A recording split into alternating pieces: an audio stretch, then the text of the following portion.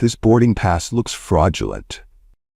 The word fraudulent hung in the air, attaching itself to Zara, the black woman in the minds of nearby passengers. Suspicion spread like contagion. "Step aside, ma'am," the airline staff Brenda directed. "Is there a problem with my ticket?" Zara asked, voice level. No defensive tone, no raised volume. "We need to verify this. Step aside, please."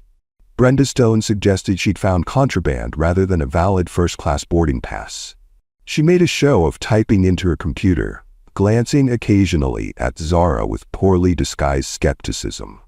Soon, Captain Victoria Westbrook entered and slapped Zara hard across the face, the impact echoing through the suddenly silent cabin.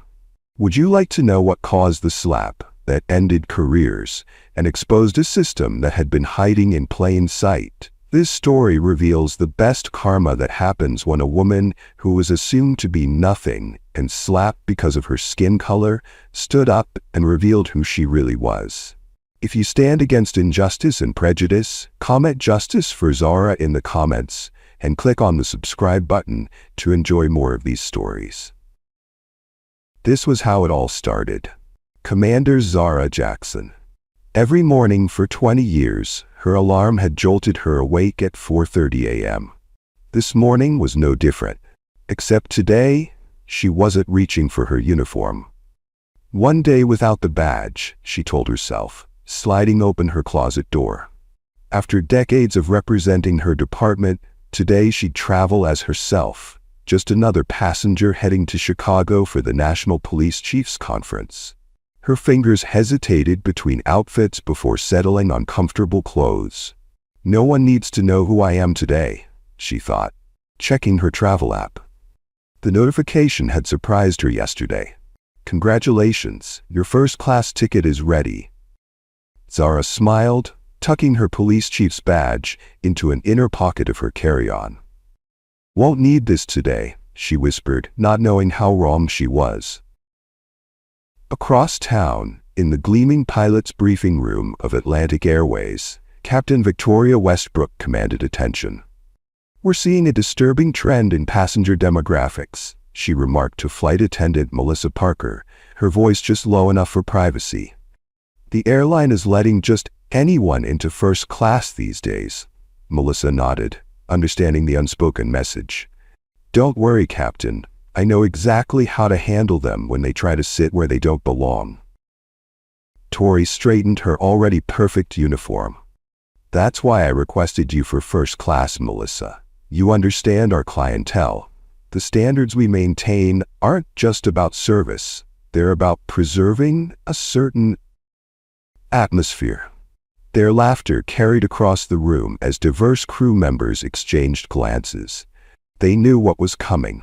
But on this particular Tuesday morning, on Flight 1143 to Chicago, the ending would be different. The terminal at Newark International bustled with morning travelers, a sea of humanity rushing to destinations unknown. For most, it was just another Tuesday. For Zara Jackson, it was about to become the most documented example of racial profiling in aviation history. At the airport, Zara noticed a Hispanic family, mother, father, 3 young children, struggling with the airport directory, confusion etched across their faces as they tried to decipher gate numbers in their limited English. Without hesitation, Zara approached them and offered them help in fluent Spanish, a skill she had developed during her community policing years.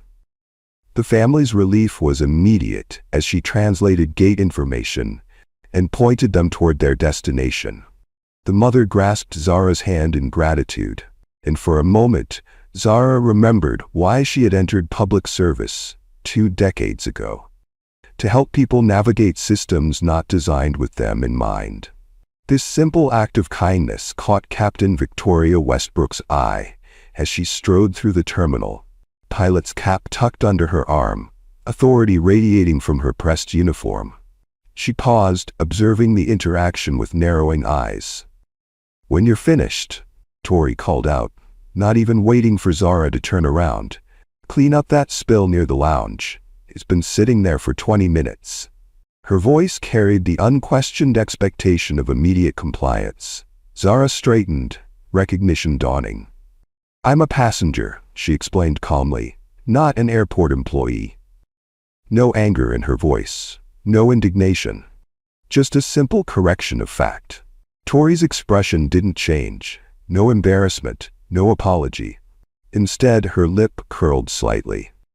"You all look the same in this terminal," she muttered, loud enough to be heard before continuing her privileged path through the concourse.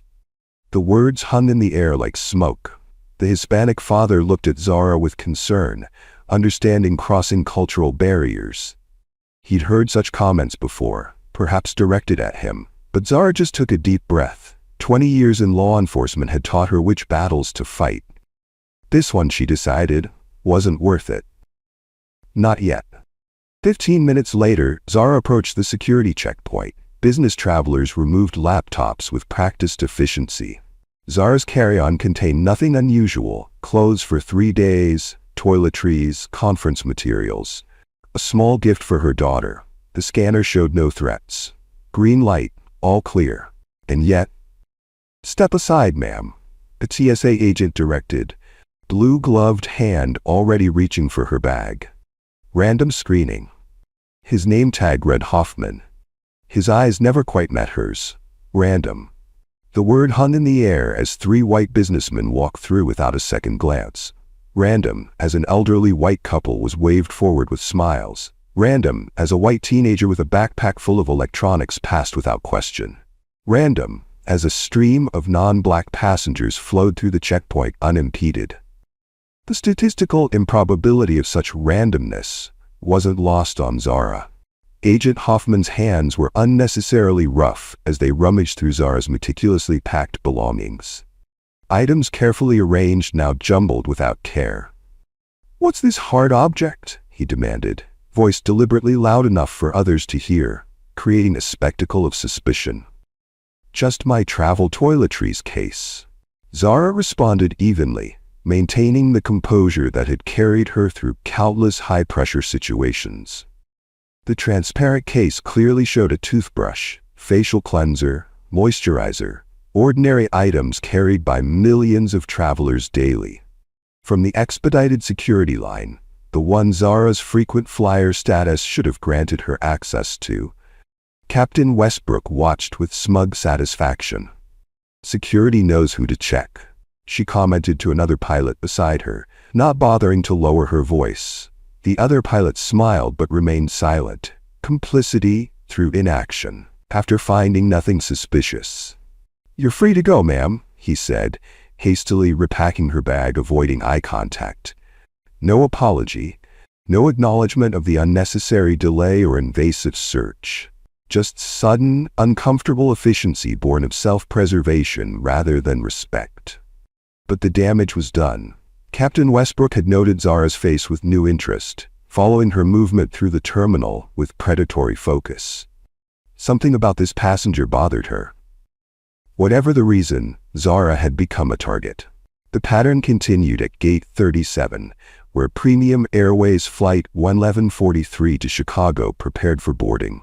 The electronic board showed on-time departure. First-class passengers gathered near the priority lane, their status marked by subtle signifiers. Premium luggage, tailored clothing, the casual confidence of those accustomed to preferential treatment. Zara approached the first-class line. Boarding pass ready. The gate agent, Brenda Williams, wearing the same silver wings pin that adorned flight attendant Melissa Parker's uniform, looked up. Her eyes flicked momentarily to Captain Westbrook, who stood nearby pretending to review flight papers. A silent communication passed between them, imperceptible to most, but obvious to Zara, who had spent her career reading such subtle signals.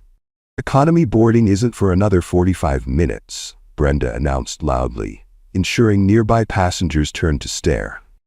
Her voice carried deliberate authority, designed to create public embarrassment. Zara placed her boarding pass on the counter without comment. Years of de-escalation training guided her response, calm, factual, devoid of the emotion Brenda sought to provoke. She understood the game being played. Create a reaction, then use that reaction to justify escalation. Brenda examined the pass as though it was written in hieroglyphics, turning it over, holding it up to the light. "This seems unusual," she declared, drawing out the moment, inviting onlookers to join her suspicion. "Is there a problem with my ticket?" Zara asked, voice level, no defensive tone, no raised volume, nothing that could be mischaracterized as aggressive or confrontational, terms so often applied to black passengers who merely questioned mistreatment. "We need to verify this. Step aside, please." Brenda's tone suggested she'd found contraband rather than a valid first-class boarding pass. She made a show of typing into her computer, glancing occasionally at Zara with poorly disguised skepticism. While Zara waited, 5 white passengers approached the same counter. Each received a cursory glance at their documents, a smile, "Have a wonderful flight." No verification, no scrutiny, no delay. The contrast could not have been more stark, or more familiar to Zara. From her position near the jet bridge entrance, Captain Westbrook nodded approvingly at Brenda's performance. This choreographed humiliation had an audience of one. The captain whose approval mattered more to Brenda than professional ethics or basic human decency. The orchestration became more obvious when Brenda summoned her supervisor, voice pitched to Carrie. "I think we have a fraudulent boarding pass." The word fraudulent hung in the air, attaching itself to Zara in the minds of nearby passengers. Suspicion spread like contagion. The supervisor, Michael Chen, 15 years with the airline, approached with the wariness of someone who had seen this scenario before. He reviewed the computer system with practiced efficiency, fingers moving rapidly across the keyboard. "The ticket is valid," he confirmed, turning the screen to show Brenda. "First class seat 2A. Purchased 3 weeks ago. The passenger is a platinum member." Brenda's disappointment was visible. "Are you sure? It doesn't seem right." The implication was clear. Some passengers didn't belong in first class regardless of their ticket status. That's when Captain Westbrook inserted herself directly into the situation, striding over with manufactured concern. "Is there an issue with boarding?" she asked, as though she hadn't been monitoring the situation from the beginning. Her captain's uniform carried weight, the ultimate authority on this aircraft, her word nearly law while in command. "This woman has what appears to be a first-class ticket," Brenda explained, emphasis revealing her skepticism. She said, "this woman," rather than "this passenger," a subtle dehumanization that didn't go unnoticed by those familiar with discriminatory language. Captain Westbrook took the boarding pass from Michael's hand without asking. "How exactly did you obtain this?" she demanded of Zara. "These are expensive." The question itself revealed the assumption that Zara couldn't possibly afford such luxury, that her presence in first class required explanation, that she must justify her right to occupy the space. "I bought it with my money," Zara replied, adding pointedly, "not that it's relevant." Her tone remained professional, but the additional comment revealed the first crack in her patient facade. "Well, we need to verify your payment method," Captain Westbrook insisted. "Fraud is common." She emphasized the word fraud, ensuring nearby passengers associated it with Zara. Fraud is common, but the verification only seemed necessary for some passengers, didn't it? The selective enforcement, the disparate treatment, the pattern so clear it might as well be painted in neon lights. Michael shifted uncomfortably, professionalism warring with self-preservation. Working for an airline meant respecting the captain's authority, but his training also included non-discrimination policies. "Captain, the ticket is confirmed in our system," he said, trying to resolve the situation without direct confrontation. "I'm responsible for flight security." Captain Westbrook responded, the weight of her uniform backing her words. "I want this verified again." Not a request, but a command. Another 10 minutes passed. 10 minutes of deliberate delay, 10 minutes of quiet humiliation, as other passengers continued boarding, 10 minutes of Zara standing aside while her right to travel was questioned. Some passengers glanced her way with curiosity or sympathy. Others avoided eye contact, witnessing the discrimination but unwilling to intervene. A call was made to customer service. Zara's account was verified again. Her platinum status confirmed. Every possible verification performed while she stood waiting, dignity intact, despite the orchestrated effort to undermine it. Finally cleared to board, Zara walked down the jet bridge, aware of Captain Westbrook following closely behind her. The confrontation wasn't over, it was merely changing venues. The narrow confines of the jet bridge created a perfect stage for the next act. Semi-private, few witnesses. Zara isolated from potential allies. Just before the aircraft door, Captain Westbrook made her move. "This bag is oversized," she declared, suddenly grabbing Zara's standard carry-on. The same bag that thousands of passengers brought on board daily without comment. The same bag that had accompanied Zara on 87 flights over the past 3 years without issue. "Please don't touch my personal belongings," Zara requested, voice firm but controlled. A reasonable boundary, professionally stated. But Captain Westbrook's authority had been challenged 3 times now. By Zara's polite correction in the terminal, by her valid first-class ticket, and now by her request for basic respect. In the captain's world, such challenges could not stand, especially from someone she deemed inferior. The captain's response was immediate and violent. She yanked the bag with unnecessary force, causing it to spill open, contents scattering across the jet bridge floor. Zara's neatly folded clothes, conference materials, toiletry bag, the snow globe for her daughter now rolling toward the edge of the walkway. "What are you hiding in here?" she demanded, kicking the toiletry bag aside with her polished shoe. The accusation was baseless. The bag had passed security screening, had been verified multiple times, but the humiliation was the point. Power exercised simply because it could be. "Nothing," Zara responded, maintaining her composure even as several passengers pulled out phones to record the escalating situation. "You're being aggressive now," Captain Westbrook claimed, the classic inversion, portraying the calm black woman as threatening, while her own actions became increasingly volatile. It was a tactic Zara had seen countless times in her law enforcement career. Aggressors claiming victimhood, authority figures manufacturing threats where none existed. Zara bent to collect her belongings, dignity intact despite the deliberate humiliation. The snow globe had stopped just short of falling. Her conference materials spread across the floor, her private possessions now public spectacle.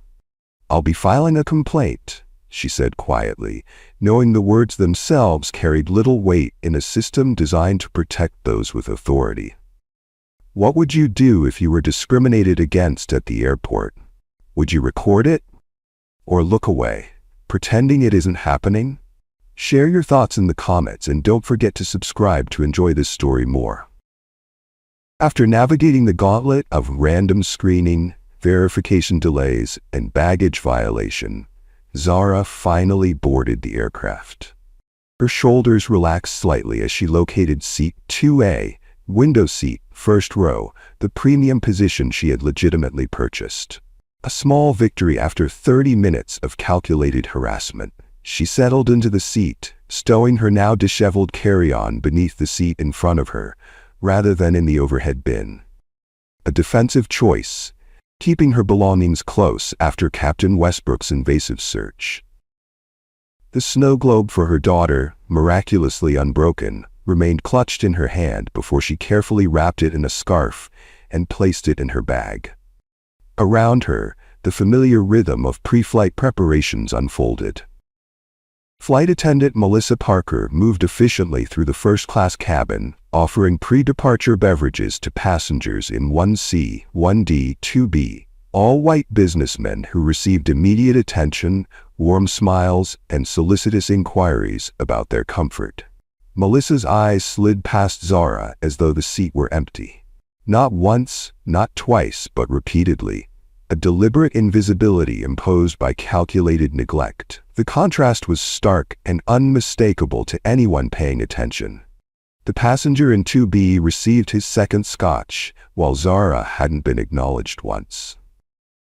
"Excuse me," Zara said as Melissa passed for the fourth time, her voice measured and professional. "Could I have a bottle of water, please?" Melissa continued her path down the aisle without pausing, without turning, without the slightest indication she'd heard the request. The performance of deafness was flawless. She responded immediately to a question from 3B moments later. Zara watched this choreography of discrimination with the trained eye of someone who had documented countless cases of selective treatment of who got served, who got ignored, who got the benefit of the doubt, who got presumed guilty. The only difference today was that she was experiencing it firsthand rather than reviewing evidence after the fact. 5 minutes passed. Melissa distributed hot towels, skipping seat 2A. Took drink orders for the flight, skipping seat 2A. Offered magazines, skipping seat 2A. The message was unmistakable. You are not worthy of service. You do not belong here. Your comfort does not matter. Zara pressed the call button above her seat, the universal signal for requesting flight attendant assistance. Within seconds, Melissa reached up and deactivated it without a word, without even looking at Zara, continuing her preparations as though nothing had happened. The passenger in 2B, a middle-aged white man in an expensive suit, observed this exchange with growing discomfort. "Excuse me," he said to Melissa as she handed him a warm towel. "The woman next to me has asked for water 3 times. Could you please help her?" Melissa's smile tightened almost imperceptibly. "I'll get to her when I have time," she responded, her tone making clear that such time might never arrive. "We're quite busy with departure preparations." The systematic denial of basic service that defined the first-class experience, continued with methodical precision. Each denied request, each ignored gesture, each act of erasure contributing to a message: you are unwelcome here. Zara removed her phone and opened the notes application, documenting each incident with timestamps, descriptions, and names. Years of investigative work had taught her the value of contemporaneous notes, precise details recorded in the moment rather than reconstructed later. She didn't know yet how these notes would be used, but 20 years of law enforcement instinct told her to preserve the evidence. Her methodical documentation was interrupted by a familiar figure appearing at the front of the cabin. Captain Victoria Westbrook had entered for what she announced as a routine pre-flight safety check, though in 15 years of frequent flying, Zara had never once seen a captain perform such an inspection of the passenger cabin. This was no routine check. This was the continuation of targeted harassment that began in the terminal. Captain Westbrook's eyes scanned the first-class cabin before locking onto Zara. Her expression hardened, lips pressing into a thin line of disapproval. She approached with deliberate slowness, stopping directly beside seat 2A. "There must be some mistake," she announced loudly, ensuring other passengers could hear. The statement wasn't directed at Zara but at the cabin generally, as though her presence was a system error rather than a legitimate passenger. "There's no mistake," Zara responded calmly. "This is my assigned seat." She gestured toward the boarding pass still in her hand, evidence of her right to occupy this space. Captain Westbrook's voice rose, abandoning all pretense of professionalism. "People like you don't belong in first class on my aircraft." The statement hung in the air, explicit, undeniable, witnessed by a cabin full of passengers who visibly recoiled at the naked prejudice. Shock rippled through the first-class cabin. A woman in 1B audibly gasped. The businessman in 2B shifted uncomfortably. A couple in row 3 exchanged worried glances. In the age of viral videos and career-ending moments captured on smartphones, such blatant discrimination seemed almost anachronistic. Yet here it was, unfolding in real time, with the captain's authority lending it institutional weight. Zara's expression remained composed, but her question cut to the heart of the matter. What exactly do you mean by people like me? The question was a trap, and they both knew it. There was no non-discriminatory answer possible. You know exactly what I mean, Captain Westbrook responded, doubling down rather than retreating. You're out of place here. The words carried centuries of history. Who belonged where? Who decided what happened to those who crossed invisible boundaries? The cabin had gone silent. Even the ambient sounds of boarding seemed to have faded. Every passenger was now witness to an escalating situation where the power dynamic appeared clear. The uniformed captain versus the lone passenger. Recognizing the historical significance of what was unfolding, Zara reached for her phone to document the interaction. Not for a lawsuit, not for compensation, but for accountability. So this moment couldn't be denied later, couldn't be minimized, couldn't be rewritten to blame the victim. Melissa materialized instantly, with a speed never displayed when service was requested. No recording allowed during safety checks, she declared, positioning herself to block Zara's phone. The coordination between captain and flight attendant revealed their practice dynamic. One created the confrontation, while the other enforced arbitrary rules to prevent documentation. But it was too late. Other passengers had begun recording. In seats 1D, 3A, and 4C, smartphones were discreetly capturing what had transformed from casual discrimination to something approaching public spectacle. Captain Westbrook's frustration escalated as she realized she was losing control of the narrative. She pointed her finger directly in Zara's face, close enough that Zara could feel the displacement of air, the physical intrusion of personal space. You're being disruptive, she accused, voice tightening with anger. The accusation was absurd on its face. Zara hadn't moved from her seat, hadn't raised her voice, hadn't done anything but exist in a space Captain Westbrook believed she shouldn't occupy. I'm sitting quietly in my assigned seat, Zara responded, still calm, still measured, still professional despite the escalating harassment. Her hands remained visible on the armrests, a habitual position from years of de-escalation training. Nothing that could be misinterpreted as threatening. Nothing that could justify further escalation. But Captain Westbrook wasn't interested in de-escalation. Your tone and body language are aggressive and threatening, she claimed, manufacturing a reality that existed only in her perception. It was a familiar tactic to anyone who had studied or experienced racial profiling. Interpret neutral behavior as threatening when performed by certain bodies. The businessman in seat 2B, who had witnessed the entire interaction from a distance of less than 2 feet, finally intervened. She hasn't moved or raised her voice, he said, addressing Captain Westbrook directly. Stay out of this. Captain Westbrook snapped, her authority now openly challenged by a passenger she would typically treat with deference. She's creating a hostile environment. The irony of the statement was lost on no one present. The only hostility emanated from the captain herself, the atmosphere tense solely because of her escalating behavior. Zara recognized the dangerous trajectory of the situation. The only hostility is coming from you and your staff, she stated factually, her voice still calm but direct. The truth of the statement, validated by every witness present, pushed Captain Westbrook past her breaking point.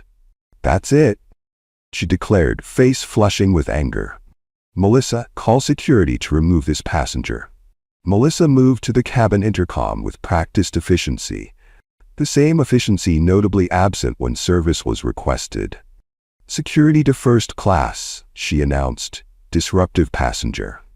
The words echoed through the aircraft, transforming a first-class seat into a crime scene, a paying passenger into a suspected threat.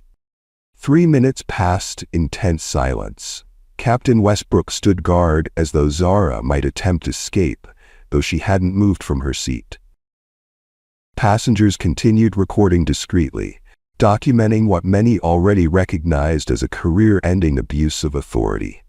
2 airport security officers arrived at the aircraft door, expressions professional but confused as they scanned the cabin. They saw no disruption, only a composed black woman sitting quietly in 2A, while the captain hovered nearby, visibly agitated. "Remove her immediately," Captain Westbrook demanded, gesturing toward Zara.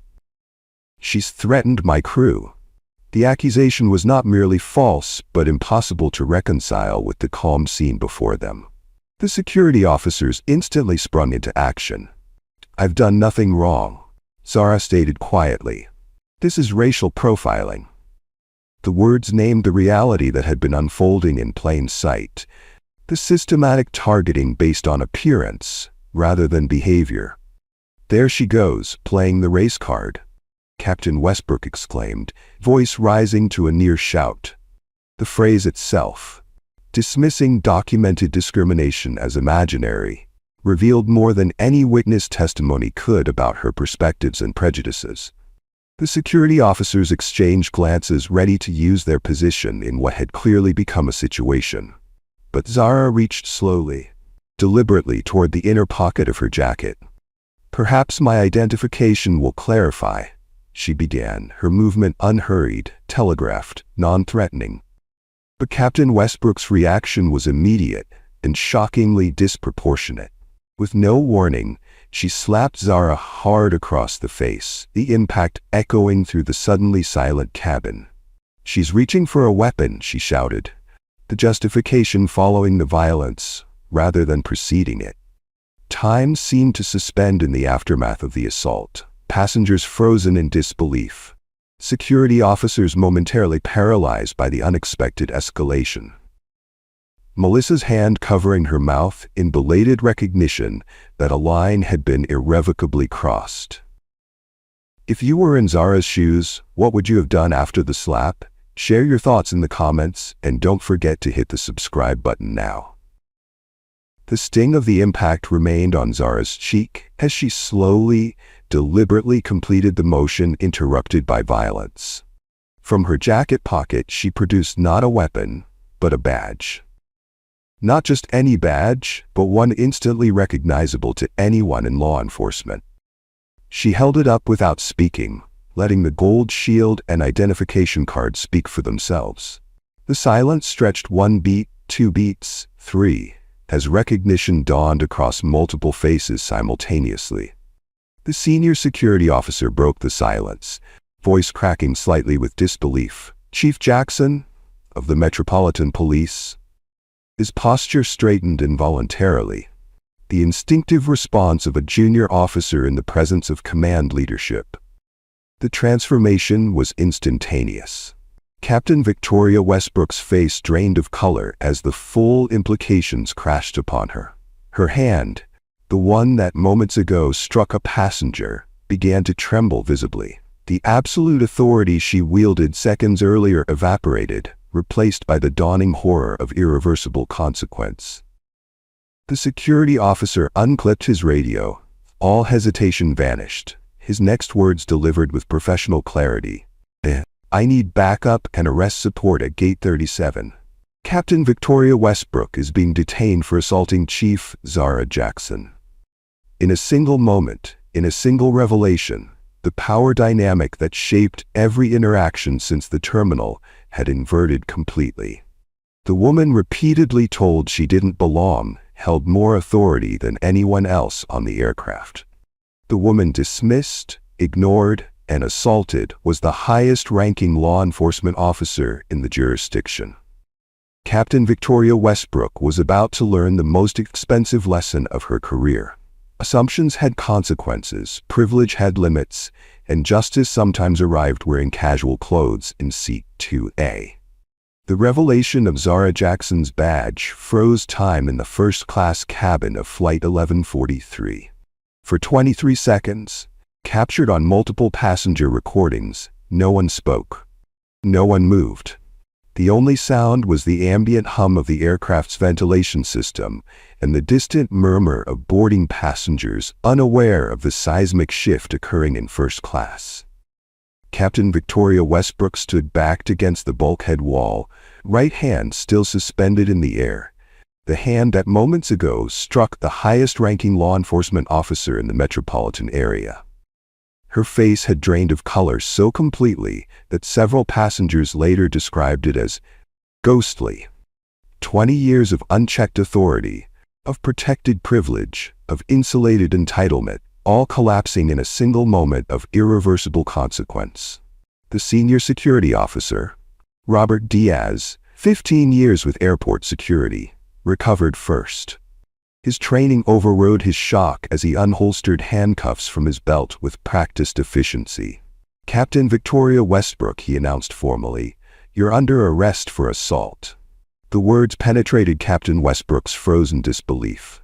"You can't do this," she protested, voice rising with indignation. "I'm the captain." The declaration emerged as though the title itself conferred immunity, as though her uniform created a barrier against accountability that had, until this moment, proven largely true. Officer Diaz positioned himself behind her, securing the first cuff around her wrist with a metallic click that resonated through the cabin. "You struck a police chief," he stated matter-of-factly, "in front of 200 witnesses and at least a dozen cameras." He secured the second cuff, completing the physical manifestation of authority transferred. "Your rank doesn't place you above the law." The reality of her situation began to penetrate Captain Westbrook's shock. She struggled against the restraints, the movement awkward and undignified, so different from her usual carefully choreographed command presence. "This is a mistake." She was reaching. The justification died on her lips as she realized how hollow it sounded, how thoroughly contradicted by witness testimony and video evidence. Flight attendant Melissa Parker emerged from her own paralysis, moving toward the officers with the desperate energy of someone watching their career implode in real time. "There must be some misunderstanding," she began, positioning herself between the officers and Captain Westbrook. The captain was just following security protocols. The second security officer, Sarah Lynn, more recently hired but equally professional, stepped forward. "Step back," she warned, her tone leaving no room for negotiation, "or you'll be arrested for obstruction." Officer Lynn's hand moved to her own handcuffs, making clear this wasn't an idle threat. "We already have multiple witness statements about your coordinated harassment of Chief Jackson." Melissa retreated, self-preservation finally overriding loyalty to her captain. She glanced toward Zara, opening her mouth as if to offer some belated apology or explanation, but thought better of it. The time for words had passed. The time for consequences had arrived. The commotion had drawn attention beyond the first-class cabin. Passengers in economy recorded through the dividing curtain. Flight attendants assigned to the main cabin hovered uncertainly in the galley, whispering among themselves. Word spread through the aircraft with the viral efficiency of shocking news. The captain slapped a passenger. The passenger is a police chief. They're arresting the captain. The airline station manager, Kenneth Williams, 22 years with Atlantic Airways, rushed on board, face flushed with exertion and alarm. He had received 3 emergency alerts simultaneously: captain being arrested, high-profile passenger assaulted, departure delayed. The confluence of operational, legal, and public relations disasters had propelled him from his office to Gate 37 in record time. "Chief Jackson," he began, approaching Zara with the caution of someone nearing an unexploded ordnance. "I'm mortified." The apology fragmented as he struggled to find words adequate to the situation. What corporate language addressed a chief of police being racially profiled and physically assaulted by airline staff? Zara Jackson had not moved from seat 2A, had not raised her voice, had not displayed the anger that most would consider fully justified under the circumstances. "I want all security footage preserved immediately," she stated, voice professional but firm. Not a request, but a directive from the highest law enforcement authority in the jurisdiction. From the terminal, the gate area, the jet bridge, and the aircraft. Every camera, every angle. She knew from experience how quickly evidence could disappear when powerful institutions faced liability. Kenneth nodded rapidly, already typing directives into his tablet. "Of course, Chief, I've already." His tablet chimed with an incoming video call, interrupting his response. The screen displayed "Incoming, CEO Emergency Protocol" in flashing red letters. Within 90 seconds of Captain Westbrook's arrest, the incident had escalated to the highest levels of Atlantic Airways. The corporate machinery that typically insulated frontline staff from consequences had reversed direction, now operating at unprecedented speed to distance the airline from the unfolding catastrophe. Kenneth turned the tablet to display the video conference. Premium Airways CEO Richard Hamilton appeared. Hamilton's expression reflected the gravity appropriate to a $42 billion company facing potential brand annihilation via viral video.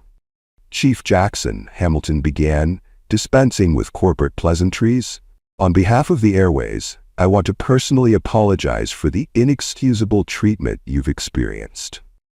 I assure you that Captain Westbrook's actions represented neither our policies nor our values."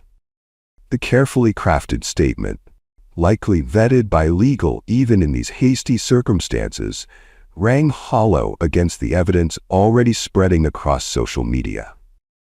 Captain Westbrook's behavior was not an isolated incident, but the culmination of coordinated harassment involving multiple staff members over an extended period. As if to underscore this reality, Melissa Parker was approached by two uniformed airline supervisors who had boarded during Hamilton's statement. "Flight Attendant Parker, your employment with Atlantic Airways is terminated effective immediately," the senior supervisor stated, loud enough for nearby passengers to hear. "Please surrender your credentials and exit the aircraft." The swift employment action, normally preceded by investigations, hearings, and union consultations, revealed the airline's desperation to contain the damage. Melissa's face crumpled as 27 witnesses recorded her escort from the aircraft. Her career ended in the same public space where she had participated in Zara's humiliation. Through the still open aircraft door, gate agent Brenda Williams was visible at the boarding podium, being approached by airline security. Her confused expression transformed to shock as her airline ID was removed from around her neck. 3 minutes later, a replacement gate agent took her position. The machinery of damage control accelerated. A replacement captain, summoned from the crew lounge with emergency priority, hurried down the jet bridge, followed by a full replacement cabin crew. The airline's protocol for handling cabin disruptions had been expanded to unprecedented scale, replacing every staff member who had contact with Chief Jackson. Throughout the aircraft, passengers shared their videos with authorities, with each other, and, despite in-flight connectivity not yet being activated, with contacts outside the airport. Modern technology ensured that justice unfolded in public view, live-streamed and shared across platforms, immune to institutional cover-ups or revised narratives. Captain Victoria Westbrook was led through the terminal in handcuffs, the ultimate symbol of authority reversal. Her uniform, once a shield against accountability, now served as a high-contrast backdrop for her restraints, amplifying the visual impact of her downfall. Media already positioned at the airport for an unrelated story pivoted cameras toward this breaking development. The footage would lead evening newscasts across the country. Announcements echoed through the terminal. All Premium Airways staff report for emergency bias training. The public address system transformed internal damage control into public admission, an airline acknowledging systemic issues while desperately trying to contain them. The consequences extended beyond the airport. At Metropolitan Police Headquarters, A holding cell door closed on Captain Victoria Westbrook, with the definitive thud of privilege suspended. The stark concrete room contrasted sharply with the command authority of the cockpit she had occupied hours earlier. Her uniform had been exchanged for standard-issue detention clothing, the ultimate equalization. Across town, in a conference room hastily converted for witness interviews, Zara Jackson provided her official statement. Her account unfolded with the precision of someone trained to document incidents. Chronological, factual, devoid of emotional characterization, but rich in verifiable detail. Her notes from the aircraft proved invaluable, contemporaneous documentation strengthening an already overwhelming case. In the booking area, Captain Westbrook's mugshot captured a woman unraveling in real time. The shell-shocked expression, eyes wide, mouth slightly open, revealed someone encountering genuine accountability, perhaps for the first time. The photograph would appear on news sites within hours, juxtaposed with images of her professional airline headshot in a visual before and after of consequences realized. Back at the airport, Chief Jackson reviewed passenger testimonies collected by responding officers. What emerged was not merely documentation of today's incidents, but a pattern stretching back through Captain Westbrook's career. A black businessman recalled being questioned about his first-class ticket 3 months earlier. A Middle Eastern doctor described being removed from a flight after Captain Westbrook claimed she was uncomfortable with his presence. A Hispanic flight attendant shared being reassigned from Captain Westbrook's flights after the captain complained about her communication skills despite her perfect English. The pattern extended beyond a single day, beyond a single target, revealing systematic discrimination operated with institutional protection. Until today, a representative from the Federal Aviation Administration arrived at police headquarters within 3 hours of the incident. Unprecedented speed for a regulatory agency typically deliberate in its processes. Their statement was unequivocal. Captain Westbrook's pilot license is suspended pending investigation. The provisional action, typically reserved for pilots suspected of substance abuse or severe safety violations, reflected the gravity with which the incident was being treated at federal levels. As evening approached, Captain Victoria Westbrook sat alone in a holding cell, awaiting arraignment.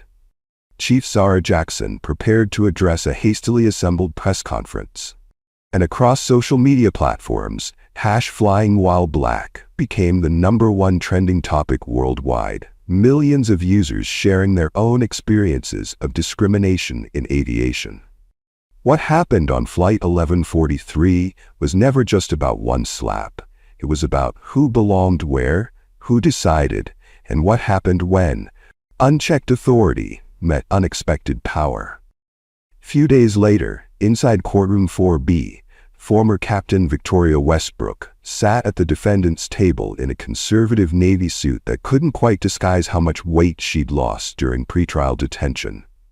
Gone was the commanding presence, the reflexive authority, the unquestioned confidence that once radiated from her uniform. In its place sat a woman diminished, not by accountability itself, but by her lifelong assumption she would never face it. Judge Eleanor Michaels, 32 years on the federal bench, known for neither leniency nor excessive harshness, reviewed the file before her with deliberate thoroughness.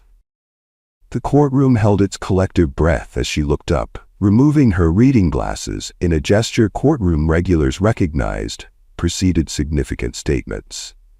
"The defendant has pled guilty to all charges," Judge Michaels began, her voice carrying effortlessly through the hushed space.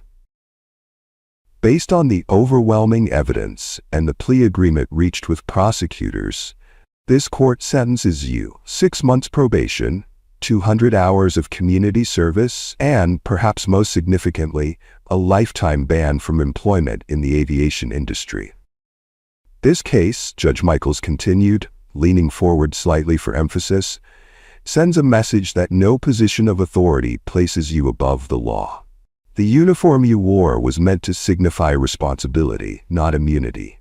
Your actions betrayed the trust placed in you by your employer, your passengers, and the public. Westbrook kept her gaze fixed on the table before her, nodding almost imperceptibly as the judge detailed the terms of her probation, including mandatory anti-bias training, community service in underserved communities, and permanent surrender of her pilot's license. Across town, in a corporate conference room, 73 floors above the city, the Airways executives signed the final documents on a $40 million class action settlement. The fund would compensate not only the passengers of Flight 1143 who witnessed the discrimination, but hundreds of other travelers who came forward with similar experiences once the case became public. The settlement included non-monetary provisions that would transform industry practices, mandatory bias training for all customer-facing staff, revised complaint procedures, transparent tracking of discrimination reports, and perhaps most significantly, the permanent industry blacklisting of gate agent Brenda Williams and 5 other employees whose pattern of discriminatory behavior was revealed during discovery. But justice served was only the beginning. True accountability required system change. 6 months after Flight 1143, Chief Zara Jackson stood before a joint task force of transportation executives, regulatory officials, and civil rights leaders. No longer in the casual clothes of that fateful day, she wore the formal uniform of her office, stars on her shoulders reflecting the overhead lights as she outlined implementation strategies for the new federal guidelines. Accountability without systemic change is just theater, she told the assembled leaders, her quiet authority commanding the room without raising her voice. Our goal is not punishment, but transformation, creating systems where such incidents become impossible rather than merely punishable. The transformation unfolded across the industry with remarkable speed. Airlines implemented blind passenger processing systems where seat assignments and upgrades were determined exclusively by membership status, spending history, and other objective metrics, removing the subjective judgments that allowed discrimination to flourish. An anonymous reporting system, accessible via QR codes on boarding passes and in-flight materials, created unprecedented transparency. Reports increased by 300% in the first month, not because incidents had increased, but because passengers now believed reporting would lead to action rather than indifference. Perhaps most significantly, security footage from airports, gates, and aircraft was now automatically preserved when complaints were filed, eliminating the convenient technical difficulties that previously allowed evidence to disappear. The measure, originally resisted as costly and logistically challenging, became mandatory after 3 major airlines discovered their implementation resulted in 70% fewer discrimination claims within 90 days. The behavior changing when accountability became inevitable rather than theoretical. A diverse hiring initiative transformed airline staff demographics, particularly in leadership positions. The industry that once prided itself on a certain look, code for exclusionary hiring practices, now showcased diversity in recruitment materials. What began as reputation management evolved into competitive advantage as diverse leadership correlated with improved customer satisfaction scores and reduced complaint rates. At an aviation academy, Chief Jackson addressed the graduating class, future pilots, flight attendants, air traffic controllers, and support staff who would shape the industry for decades to come.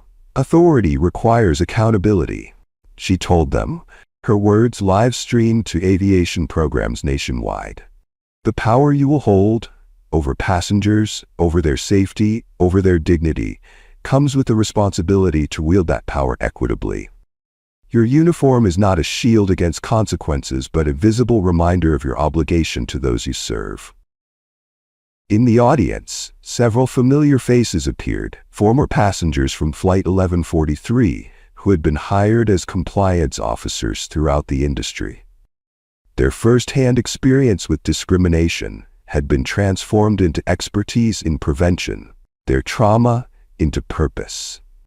They represented a new generation of aviation professionals for whom diversity was not a corporate buzzword, but an operational imperative. Victoria Westbrook participated in the mandatory anti-bias program that once seemed beneath her consideration. In group sessions, she sat alongside others who had abused positions of authority. Police officers who profiled drivers, teachers who punished minority students disproportionately, managers who created hostile work environments. Their shared journey toward understanding began with the hardest step: acknowledging the harm they caused. Westbrook's transformation wasn't immediate or complete. Genuine change rarely is. Soon she began writing letters to Chief Jackson, to passengers on Flight 1143, to former colleagues of color whose complaints she dismissed or whose careers she hindered. The letters, reviewed by her counselor before sending, revealed painful recognition of patterns she once defended or denied. "I didn't see what I was doing as discrimination," she wrote to Zara. "I saw it as maintaining standards, as exercising judgment, as doing my job. I couldn't recognize the difference between authority and power, that one is granted to serve others while the other exists to elevate oneself. I can't undo what I did, but I can acknowledge it without excuses or justifications." Not all recipients welcomed these communications. Some returned the letters unopened. Others responded with their own accounts of how her actions affected them. A few engaged in ongoing correspondence, recognizing that her journey toward understanding served a larger purpose than either punishment or absolution. Thousands of miles away, in a sunlit classroom at Embry-Riddle Aeronautical University, Zara's daughter began her journey toward becoming a commercial pilot, inspired not by her mother's ordeal but by her response to it, the way she transformed individual injustice into institutional change. She represented a new generation entering aviation with both awareness of its problematic history and commitment to its more equitable future. "My mom never told me I couldn't succeed in spaces where people like us weren't welcome," she explained to a documentary crew filming her first solo flight. "She showed me how to transform those spaces instead." Premium Airways, recognizing both legal necessity and marketing opportunity, featured Chief Jackson in their new training materials on bias recognition and intervention. The programs, mandated for all employees from baggage handlers to board members, used footage from Flight 1143 alongside expert commentary on how multiple intervention points were missed before the situation escalated to violence. 1 year after Flight 1143, passengers from the flight reunited in a hotel conference room near the airport where their paths first crossed. The gathering, originally conceived as part of a documentary project, evolved into something more profound, a collective reflection on how witnessing discrimination and its consequences changed their understanding and behavior. "I used to mind my own business," admitted the businessman who sat in 2B beside Zara. "If I saw something uncomfortable happening to someone else, I'd tell myself it wasn't my problem or wasn't my place to intervene. Now I understand that silence is participation. Neutrality serves the oppressor, never the victim." Other passengers shared similar revelations, how they'd become more attuned to subtle discrimination in their workplaces, more willing to speak up when they observed unequal treatment, more conscious of how systems could perpetuate bias without explicit malice. The incident changed not only those directly involved, but the witnesses who carried its lessons into their own spheres of influence. What began with a slap heard round the world had transformed into a reckoning felt throughout an industry, not because the incident itself was exceptional. Thousands of travelers experienced similar discrimination daily, but because for once, the consequences matched the offense. For once, power faced accountability. For once, Justice wasn't delayed or denied, but delivered in full view of a watching world. The true measure of change wasn't found in legislation or settlements, in training programs or hiring initiatives. It was found in the lived experience of travelers who once approached airports with anxiety, who calculated their appearance and behavior to minimize potential harassment, who accepted indignities as the price of mobility. When authority abused its power, the damage extended far beyond individual incidents to erode trust in entire systems. But when accountability followed abuse, swift, appropriate, transparent, that same trust began to rebuild. Not through promises or policies, but through visible evidence that justice applied to everyone, regardless of uniform or title or position. The captain's wings that once shielded Victoria Westbrook from consequences couldn't withstand the weight of the police chief's badge. But the true victory wasn't one authority overwhelming another. It was a system finally working as intended, holding power accountable regardless of its source. If you enjoyed this story, subscribe, like, and share to others so they can learn too. See you in our next video.